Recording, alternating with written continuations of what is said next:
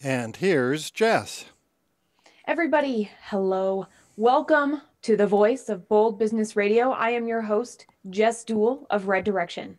And I have to say, I think that every adventure we have, whether it's planned or unplanned, can be delightful and fun. And in fact, what could have been a struggle today was not necessarily easy, but it wasn't the end of the world. Our wonderful, revered, the regular appearance of Meredith Elliott Powell has been delayed today. She is on an airplane and she is stuck, and there is nothing that we can do about what life throws at us. And I had a choice. Okay, what is my priority here? Is it to this or is it to that? And what was my initial reaction?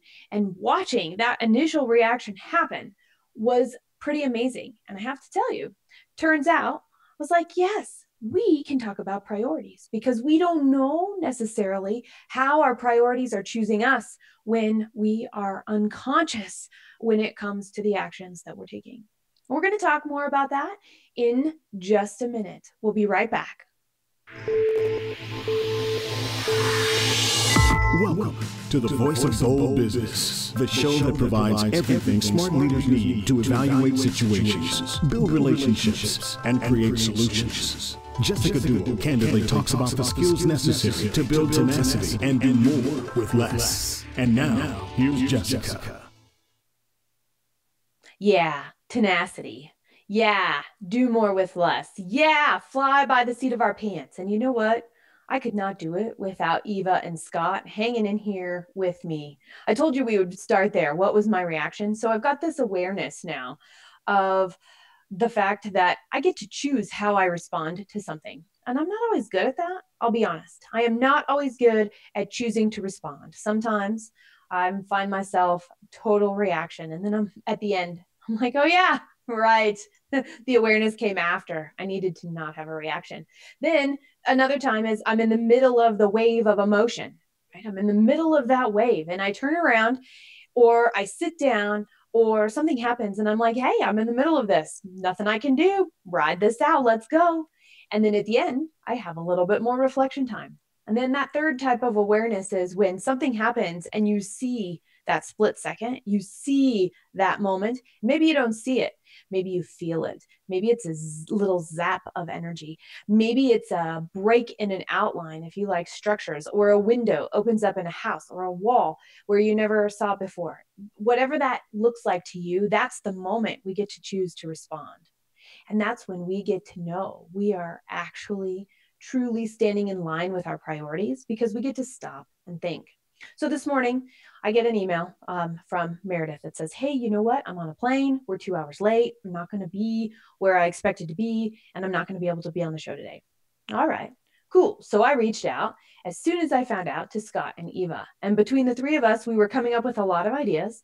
And this is what came out of it. And I have to tell you, without them, I would have been a crazy hot mess. You would, if you're watching this, you would have seen tears streaming down from my face. All my makeup would have been messed up. And I probably would have, my voice may have been cracking because I knew I was not in this alone, because I am tenacious, because we have plans behind the scenes to support each other. And Scott and Eva have no idea how much I think that they actually support me in these types of moments, allowed me to find that space. And for me, it's a pause, and it's filled with energy, and it's a pause. I don't see it, I feel it. And I'm like, oh yeah, I got this. And in fact, that somehow must have carried across the airwaves because Scott had a great idea. He said, hey, we've got this program, the very first interview you ever did with Meredith Elliott Powell. We can use that somehow. And I was like, yes, we will use that somehow. So we will re-air from the very first interview from the You've Got This Online Summit. And we don't know what form it will be in yet. We haven't gotten that far. We are totally in the moment, totally present, taking care of this show, delivering amazing content to you. So we have our priorities straight also. We know what we've got to do. We know what we've committed to do, and we know what we can do because it's all there, all from a little bit of a plan, all from every single one of us knowing our role, being able to show up and support each other. So what does that actually mean? This truth behind our priorities. And I started with a level of awareness, the 3 levels of awareness that you've heard me talk about before. They actually came up last week in our live show with Mary Fran Bontempo. And I'm going to go to, Buddha and Alan Watts and Richard Bach even says this some, Diane Collins. So Diane Collins is all about quantum physics and how we think, how we use our brains to think. So quantum physics, Buddha, and Alan Watts and Richard Bach, they all talk about the fact that we are what we think. We create our own reality. And so when we respond through reaction only, that emotion, everything is something is always going to happen. The words are going to escape our face. Behavior is going to occur before we have a chance to think. That means we are not in control. Now, control is relative. We are not in control of ourselves. So let me just clarify that. And because we're creating our own reality, we get to choose. That choice of reacting means everything around us is going to continue to react. So we're like a ping pong ball on a table or a pinball going through a machine, hearing all those little noises and trying to stay out of the gutter. There's a quote from Alan Watts that I snagged. I looked up. I really think this is one. I was going to say a wise guy, and then that was going to come out wrong. So I said it anyway. So he is one wise guy. All right. Alan Watts says, to pursue the future is to pursue a constantly retreating phantom. And the faster you chase it, the faster it runs ahead. This is why all affairs of civilization, yeah, he's talking globally here, are rushed. Why hardly anyone enjoys what he has and is forever seeking more and more. Isn't that interesting? And it takes me back to, okay, so the more we chase it, the faster it runs away, the harder it is to get, because we're letting our brains run the show, aren't we?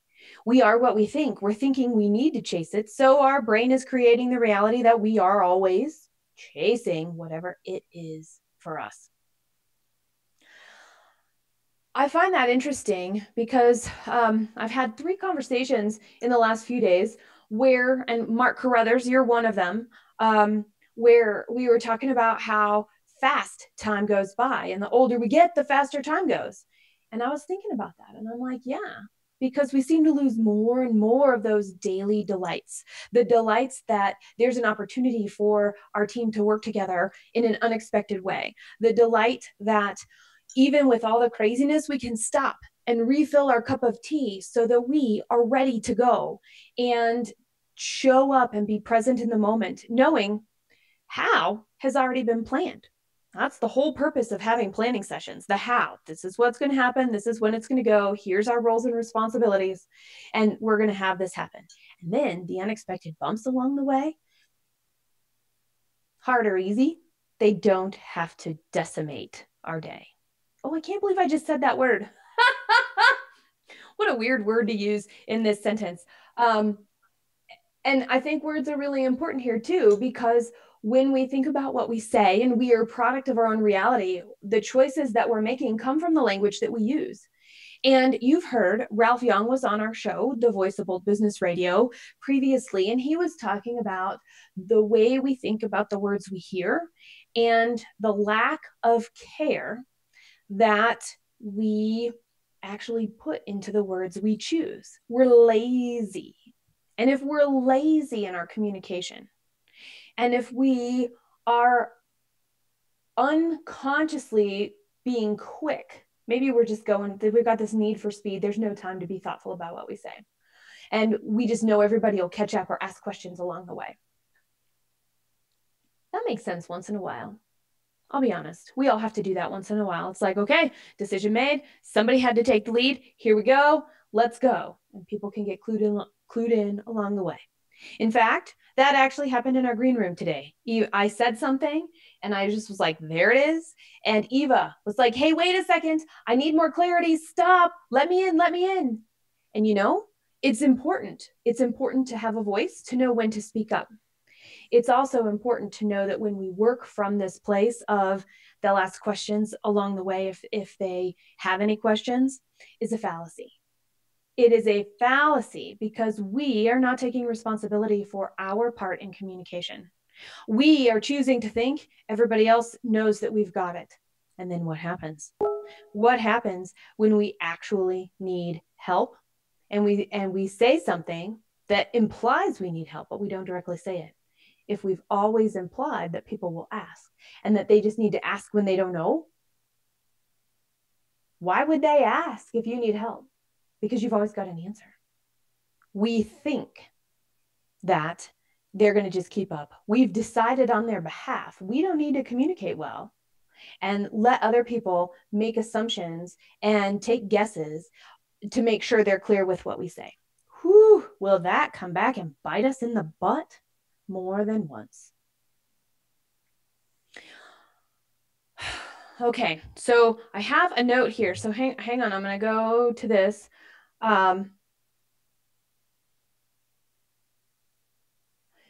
Eva is sharing a comment on my word choice of decimation. I still can't believe I said that. That's hilarious. And it's true. So Eva says it's brutal. And she thinks about it historically, that the brutality, the killing of 1 in every 10 of a group of people is a punishment for the whole group. Wow, that's crazy. Okay, so we've got this, and she's saying originally this was a reference to anybody who was just trying or thinking about or attempting mutiny in the Roman legion. Okay, so there you go. You've got this dictatorship, this authoritarianism that comes up. Now, Eva, I may need to have way more words around that. I read what you said. And so remember, even though you can't be seen today, you can be heard and you are welcome to speak up. Do you want to say something more about that? Oh, hi, everyone. Yay, Eva! Well, when you said we don't have to decimate our day, or it was just, I had that vision in my head. And the recent one, I mean, not the recent one, but I don't know if you've seen the TV show Spartacus. Yes. There was at one moment the experience of decimation in Roman legions, and even then it was brutal. So when you said decimate our day, I had this vision of us chopping up brutally, without plan, without intention. When we take literally that advice, do what you can with what you have. Okay, I get it. But then we turn into some really bad creatures like gremlins that eat after midnight, and then we take the rest of our day and we ruin our experience because we are exhausted at the end of that day, and we are not sure about what we actually achieved, accomplished, and in the end we come up with this resolution where we mixed up priorities. So that's like a total chaos, and then we say, okay, we have another round. There's a new day tomorrow, we all played Scarlett O'Hara title, and say, there is another day, tomorrow is another day, tomorrow,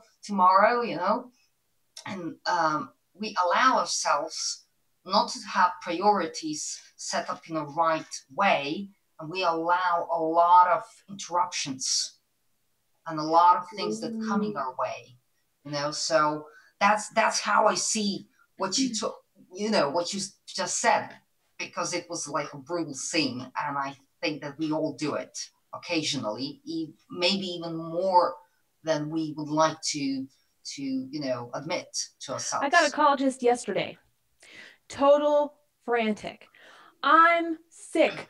I can't do what I need to do, and everybody's going to cancel their. This was a program, an in-person program or an online program, something like that. And I I just can't do it. I can't show up sick because I don't have the energy. I'm not going to be present. I'm not going to give my all, and they're not going to like it. If I cancel it, they're also not going to like it. This person had decimated their day because they woke up. They woke up and they were sick. I mean, hello, life happens. And I had to say to this person, I said, hey, you know what? When was the last time you were sick? Forever ago. Some unbeknownst time that took a little while to come up with some sort of an answer. And then there was a story about the sickness, not the actual time frame that went by. So it was a long time. And I said, okay, so you have a choice. You have a choice. You have a choice and you get to choose. And in this case, it was priorities. How important is being present in what's being delivered today versus how important is it to keep the commitment to the time and place versus how important is it for some next step? Like, is this step 1 of 3 and this one has to be done before the next ones occur? And this person said to me, oh. And I said, you don't have to answer that question to me. Think about it. You'll know what to do. And they went on their way. That's just one example of something that can happen in a day. How we get in our own way. In this case, this person reacted to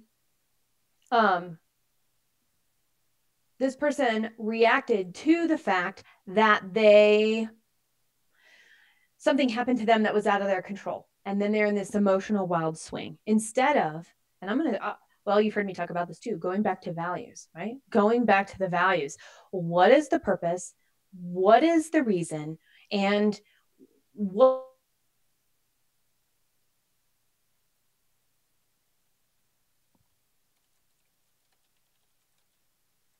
of expectation that it needs to occur at?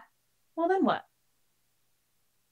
Then we have to choose. And if we let our emotions choose,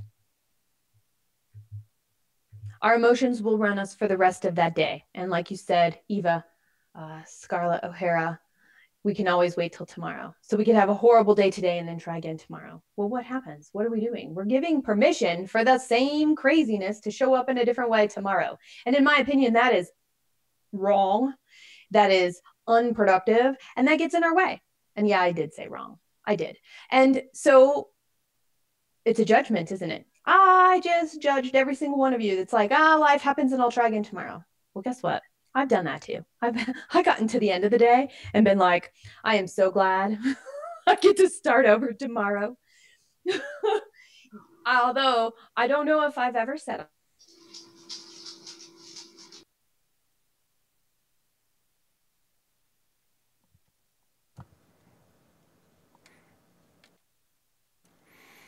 Stand by. We have some technical difficulties with Jess. She'll be right back. Eva, if you're there, perhaps you and I can step in and continue the conversation while Jess is reestablishing her contact. Oh, absolutely. You know, I have to say one thing. Listening to Jess, you know, I actually, over and over, you know, we make same mistakes and recently I've actually made some changes in my organizational way, how I do my work, how I do things that I need to do, or projects or everything else. And I have to say just one thing, you know, people need to understand that if they want to create the culture of priorities, it will take time. It cannot happen tomorrow. It might not even happen the day after, but they need to take the situation, analyze it, and then start, you know, combining certain elements, try different things until they get to the actual moment where they can say, okay, this really works for me. This is how am I most productive. This is how I can work with my priorities in the best way, you know. So that's just something that recently happened to me, you know. So I don't know. What's your experience? You do also have a lot of projects at the same time. Yeah. One of my favorite sayings of all times, Eva, is that life just gets better and better every year. Well, that's a conscious decision on my part because it could go almost any way, right? And one of the, and I'll tie it into what we're talking about because it's having the predisposition to say, okay, let's take whatever we are right now uh, and try and see if we can have continuous improvement. So I know how to set priorities today, and it has a certain effectiveness. Is this the best as it possibly can be? No. Let's see what else we can do. So it's partially reading books, it's partially talking to other people, it's partially getting to know yourself. There are just all sorts of different ways of going about it, but I think what I hear you're saying as well is go ahead and try out different things to see what works best. And then at the end of the day, you'll come up with something that really works for you. But none of this will happen unless you have the mindset and the expectation of doing it in the first place. I'm going to work on, for example, using what you're talking about, creating both for myself and the culture of the business that I'm in, the setting of priorities and being able to work through that. With that mindset, it's almost inevitable that you're going to succeed after a while. And if you fail, then that's an opportunity to learn. So all of these lessons kind of come in together. What do you think? Well, it's important to test things, and it's important to have that mindset that simply, things are not tragic. There are things in our lives which can be, categorized as tragic, but most of them are not. So I don't think that people should beat up on themselves just because they missed something that day, that they can't be on 3 places at the same time. It's impossible, So I think that the mindset of learning and experimenting and working your way through everyday job in this instance is important. You can't just say something. It's like building a habit.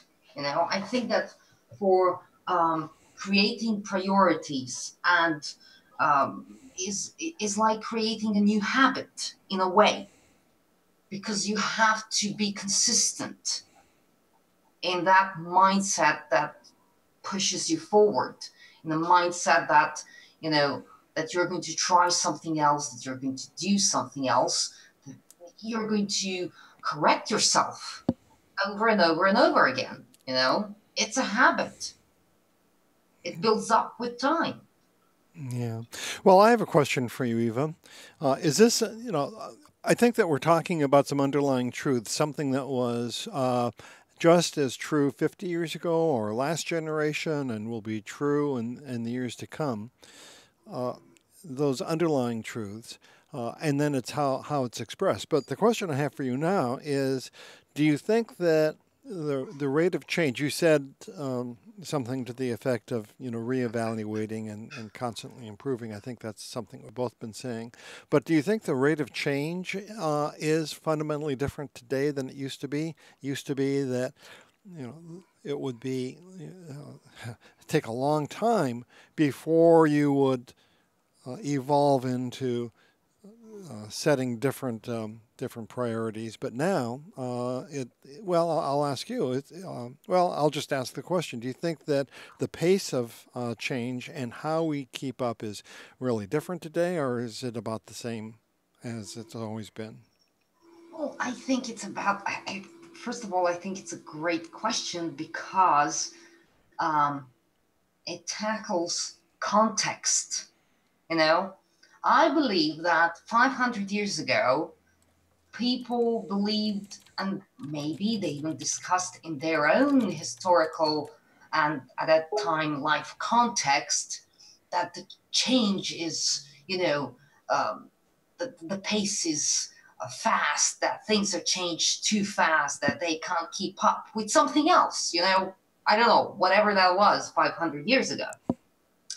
But in terms of business, I think that we have a perception that we can change faster, that we have an opportunity to grasp change in a better way. But I don't think that's true, because most people are overwhelmed what's happening around them, with us, with new technologies, with new tools, with new approaches, and they're at the same time swamped with opportunities. They have this, it's not a need, but it's like almost a fixation that they need to change something because that's what other people do. I think that most of the things are things of perception, and so is the change. And I don't think that we can change faster than we actually can. Well, you're lighting on one of my favorite topics, Eva, because I think we can both make a distinction between internet time and real life time, to the point where if we learn a new piece of software, if there's a new protocol on how business is done online, boy, that can just go very quickly. And yet, so much of business and so much of what we do in life is relationship building. It's trust. It's what people have done since day one, and that is not internet time. That is real time. And I think I see a mistake that a lot of people have made, and I want your comments on this. And that is that there's a promise that the internet is so fast, you'll be able to get all of this done and look at all of these great things, and people rush into it, and they're good for a short period of time, but then they give up because they don't see results. And the results that they're looking for are the types of results that only occur in real life, which might mean 3 to 6 months as opposed to 3 to 6 days, that sort of thing. What do you think? Well, I think that the internet speed up our desire to do things faster. It doesn't mean that we can do it faster. Just because, for example, on Twitter, tweets exchange every split second doesn't mean that that changes something for us in our, life outside that social network, So yeah. Yeah, well, the whole thing with the speed and how people perceive things is, I think we're going back to the priorities. Sometimes people simply think that certain things will make that change that they desire faster, so they make wrong priorities. Of course, they don't know that the priorities are wrong. That's the catch 22, So I think that the whole speed and our obsession with speed and our fear of missing out something out there is making us less focused on what we actually need to do. The fear of being left behind? That too, yeah. I'm glad you brought that up. Because people compete constantly. They've been competing, since the beginning of time. That's how we got here, because we want to improve. We want to be better than someone else, not necessarily better than ourselves, which is sometimes really wrong. But yeah, the fear of being left out of something, whatever that is, Yeah. And yeah. Oh, I mean, check this out, this situation, when we talk about change and priorities and everything else. We just took over Jess' show. Well, this is a great opportunity. We're at the bottom of the hour. If you happen to be listening or watching live, and you're listening and watching the Voice of Bold Business. Eva and Eva, you'll have to say your last name. I'm not sure I could pronounce it, but I'm Scowcroft, and we're the behind-the-scenes people for the Voice of Bold Business. There is a technical issue, and for some reason, Jess, who is anchored out of Boulder, Colorado, is not on the broadcast, but we're picking up and continuing on the topic. So could you say a little bit more about yourself, Eva, and then we'll go on from there. Oh, okay. Well, I'm a marketing strategist. That's what I do, for business, social media and digital marketing and all that kind of craziness around internet and, content and communication. But basically, for the past 20 years, everything can come up in one, sentence, and even maybe a word, but it all comes down to relationships. It all comes down to communication, to networking, to establishing contact or meaningful conversations with people. That's how I do my job, and that's the only way to do the job. So I don't know even what should I say more about it. Well, I think that's a pretty good introduction, and I'm glad to hear that you are focusing on the value of relationships, because at the end of the day, that's probably the number one the number one component. Part of this discussion has brought up a little bit of an insight, and that is the difference between rapid change, as we were talking about, or and just simple productivity.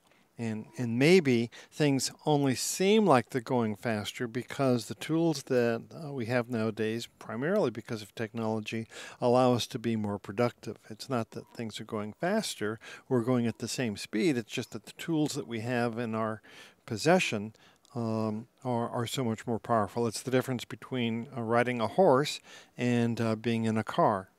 Yes, exactly. I mean, when you take, when you look at it from that perspective, yeah, of course, I will come faster from point A to point B with a car, a 21st century car, and not on a horse. But still, certain things need certain amount of time.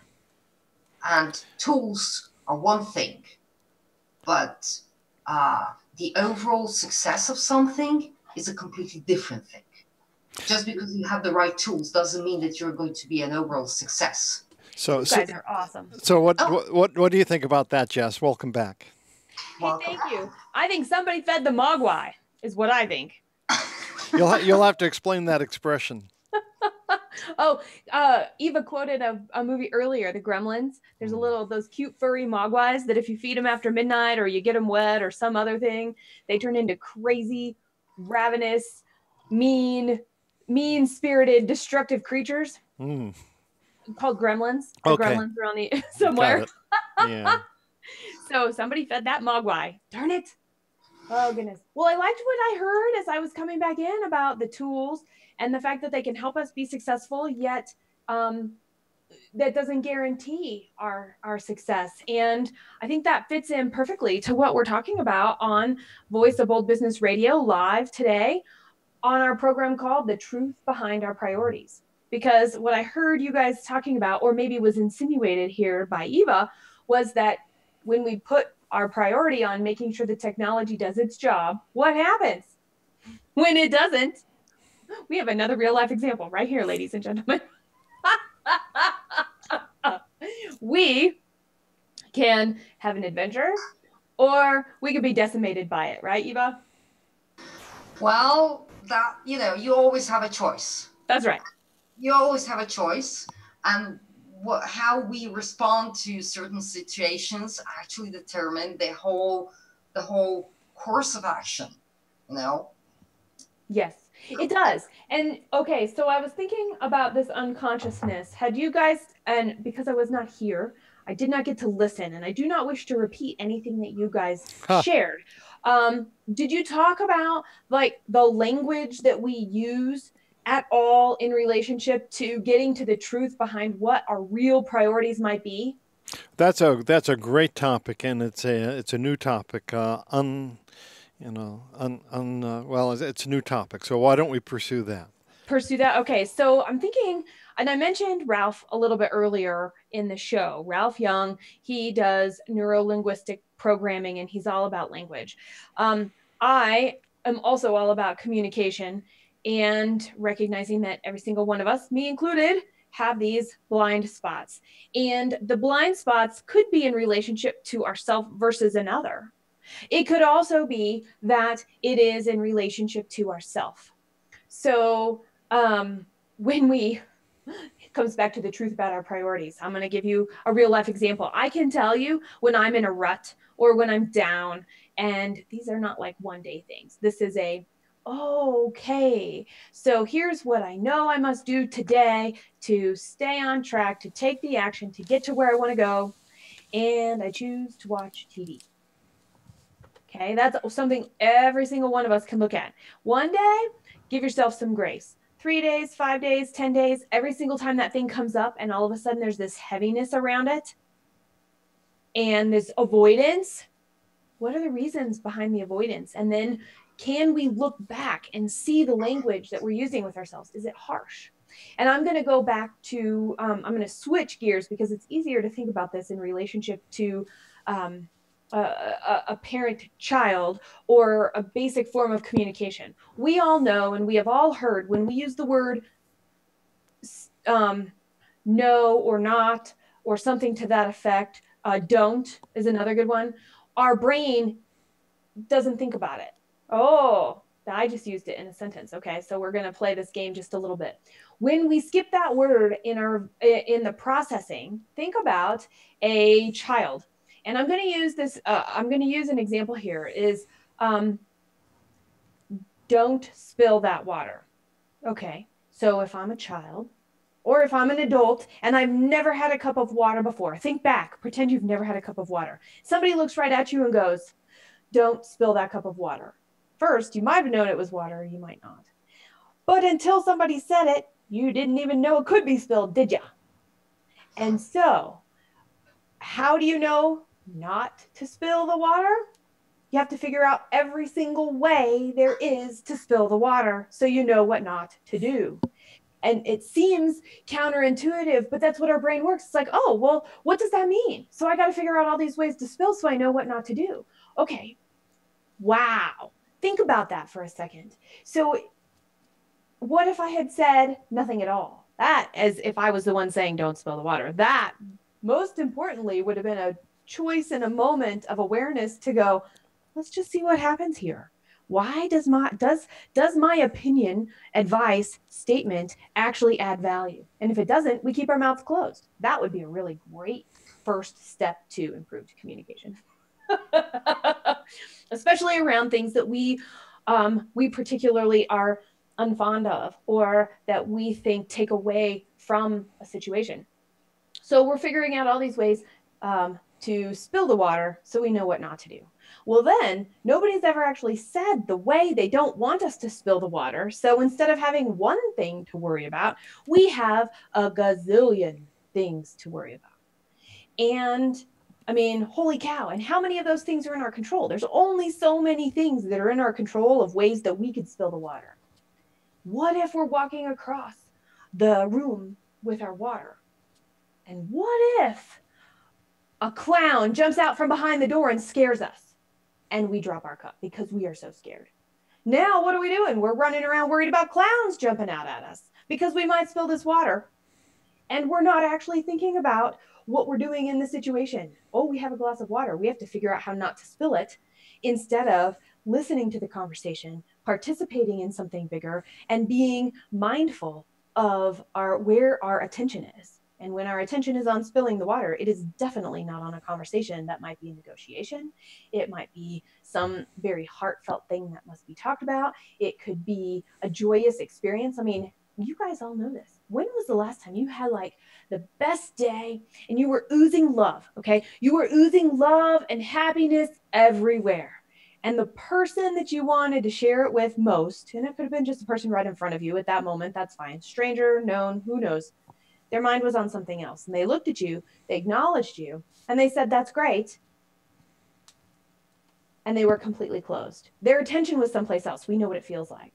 And so when we put our attention on feeling and actually making a connection between us and the person that we're with, us and the people that we're sharing a room with, it's a pretty powerful thing. So we actually might be, our priority could be don't get scared by the clown because we don't want to spill our water. Yet we think our priority is truthfulness or straightforwardness or open communication or integrity. So there's this internal juxtaposition. Do you guys have an opinion? Do you guys have a thought on that? Yeah, I've got a few notes here, and I'm not exactly sure where to begin. I like it when I do that. Well, so you started off with priorities and the importance of words. And I was thinking, I've written down the word self-talk. So much of what happens is the self-talk and the words that we utilize to it. So someone else might say, don't spill the water, to use your example.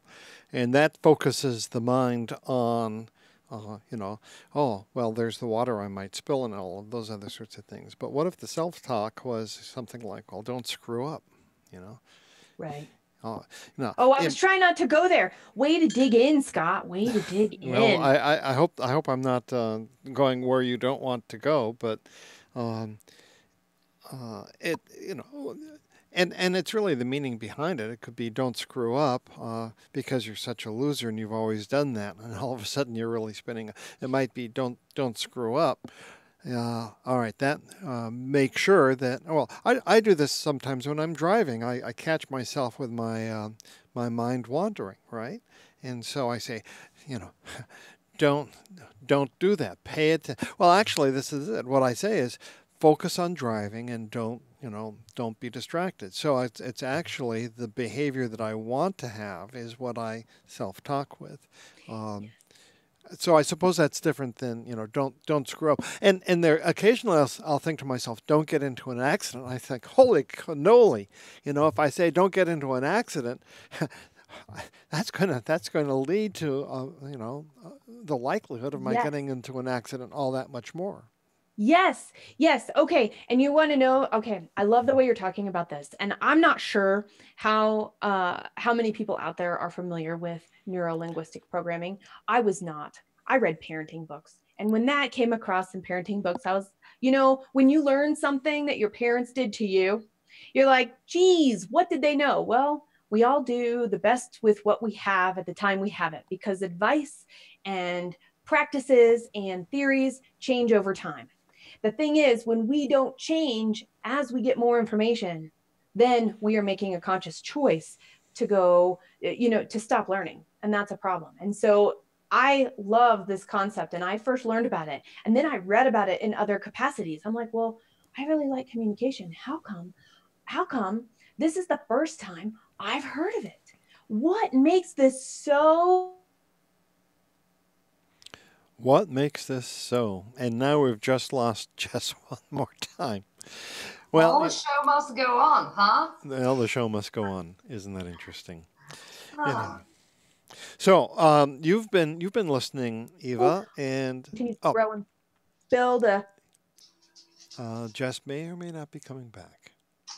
We'll let her if she comes back again. For those who are listening, we have the benefit of actually seeing her on screen, so we'll be able to know when she comes back. Anyway, I was going to ask. Don't spill the water or don't screw up. You're really good at this. I think Jess doesn't know that she's having a technical difficulty. That's so funny. Probably with her connection. Well, while we're waiting for her to come back, you've been listening. Was there something that you wanted to jump in and say, Eva?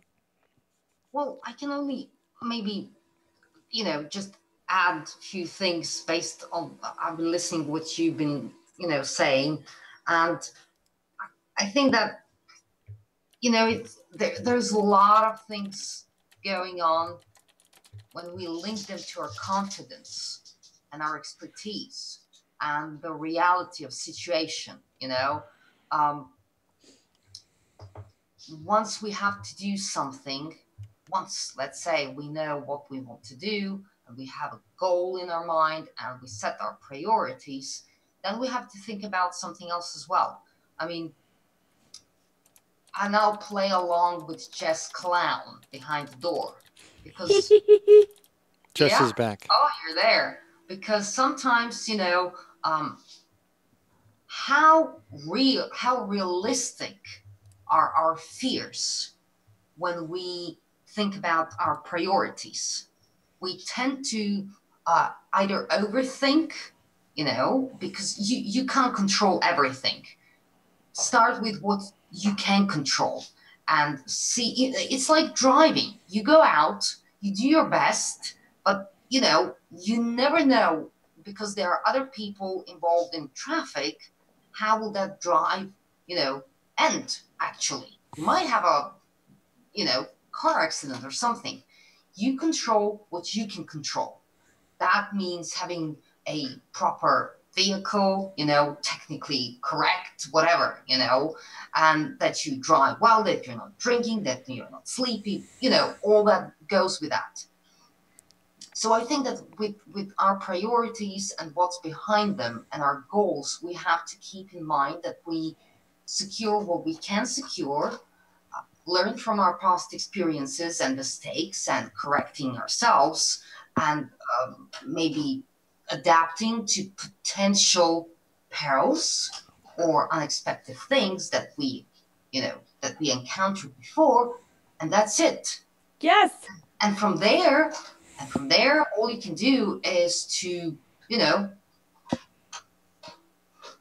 just continue when something comes up and try to resolve it the best way you can. And that's it. Agreed.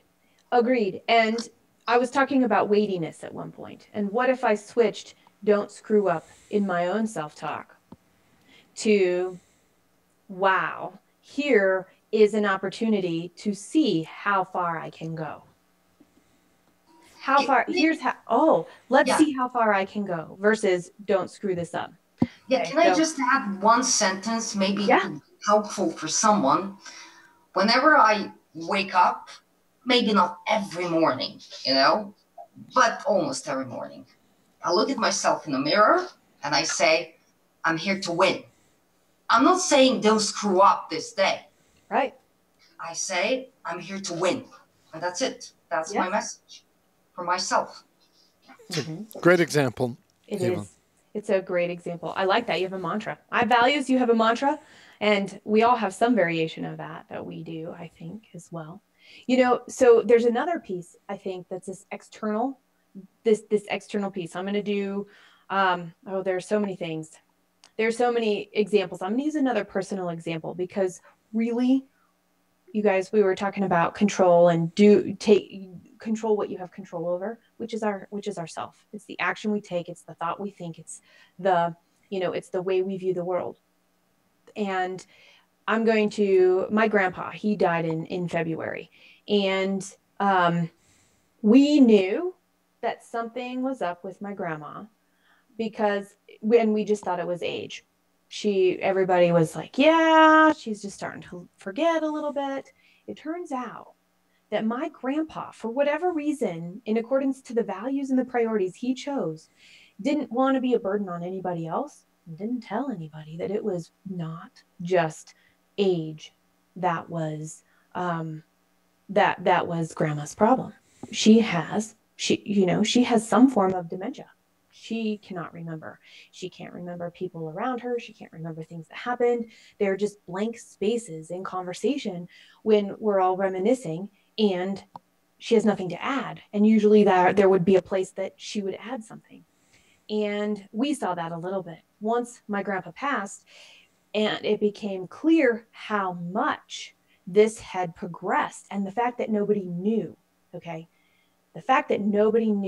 I would like to challenge. I would like to challenge on two fronts. One, so my grandpa had his reasons for doing whatever he did, the things that he did. He didn't want to be a burden. He knew he could take care of himself. He wanted to be self-sufficient. Those were things that are always very important to him. Everything that I ever did with him, those were some of the underlying things. Now you know how to do this. You know more of what's right. This is how we act in the world. Great messages from a grandpa to a grandchild. And I love every single one of those. He did what he thought was right. And what about the rest of us? The rest of us saw our grandma, my grandma, start to forget things and chalked it up to something else and chalked it up to something else. We decided not to notice, and we decided not to look a little closer. And that's on us, guys. And so I want to come back to the fact that when we start with ourselves, and I'm using this personal example because there are so many people that we don't have control of in the world. We don't have control of anybody, not our kids, not our spouses, not our partners, not anybody except for ourselves. And we must do what's right for us. And I say must, we are called to do that thing. And whenever we are making a decision because we think it would benefit somebody else more, because we think it's the right thing to do from somebody else's perspective, that's a time to stop and challenge. And I look back and I'm like, man, hindsight's always 20/20. So here are the things that we could have done. And I want to bring that challenge though to today. What are the things that are going on that you're like, I'm chalking that up. Oh, that's the way that it is. Oh, it's because of this. And it's getting rationalized. So in addition to looking for excuses, which we talk about all the time and we hear everywhere, what about the rationalizations that we are doing that might be holding us back, that are actually telling us our priorities? So, and that's something, I could theorize about that as far as this example that I just gave. I don't need to. You guys get the point. What are we doing to rationalize our reality? And when we are rationalizing something into what we think our values are, into what we think we should be doing, does that really help the priorities we're setting for ourselves? The teams that we are leading, the families that we are responsible for, the obligations we have accepted, or not? And I really want to think about that with you guys and have you guys think about that too, because if we feel like we need to do it because we need control, what do we need control of? If we need to do it to convince somebody else or to make sure other people don't offer help that we're not ready to receive,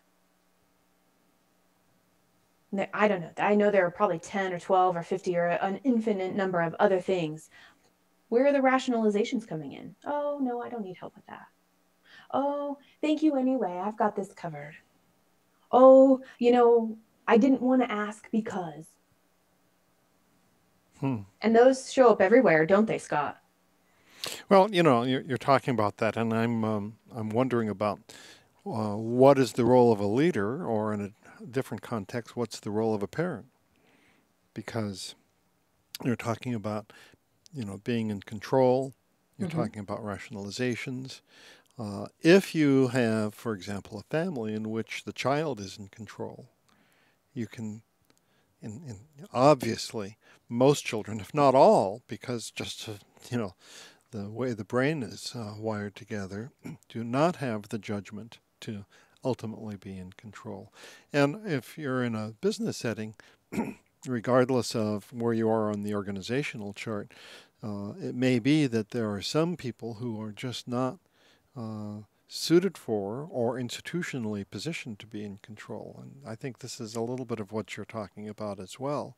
Yes. You might be able to relate it back to your grandfather and where he was, both emotionally placed, as well as his role and position in the family. Was he the matriarch of the family? Was matriarch? Was he the? He was the patriarch. Yes.